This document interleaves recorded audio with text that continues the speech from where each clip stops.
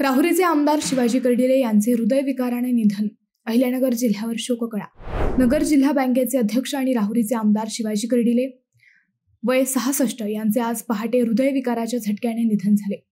त्यांच्या निधनाने जिल्ह्याच्या राजकारणात एक मोठी पोकळी निर्माण झाली आहे.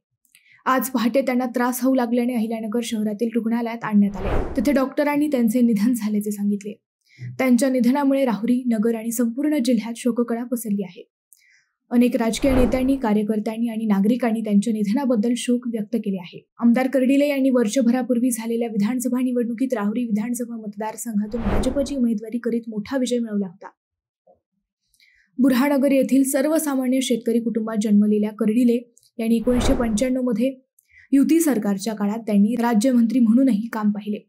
नगर जिल्हा मध्यवर्ती सहकारी बँकेचे ते विद्यमान अध्यक्ष होते. नगर जिल्ह्यातील प्रस्थापितांच्या राजकारणात कर्डिले यांनी स्वतंत्र अस्तित्व निर्माण करत ठसा उमटवला होता. नगर जिल्ह्यातील प्रस्थापितांच्या राजकारणात स्वतंत्र ओळख आणि ठसा उमटवणारे व्यक्तिमत्व म्हणजे शिवाजी कर्डिले होते. नगर राहुरी भागात त्यांच्या निधनामुळे भावनिक शोक व्यक्त होत आहे. राजकारणात जमिनीवर राहून काम करणारा, सर्वसामान्यांच्या सुखदुःखात सहभागी होणारा नेता म्हणून शिवाजी कर्डिले यांचे नाव सदैव स्मरणात राहील.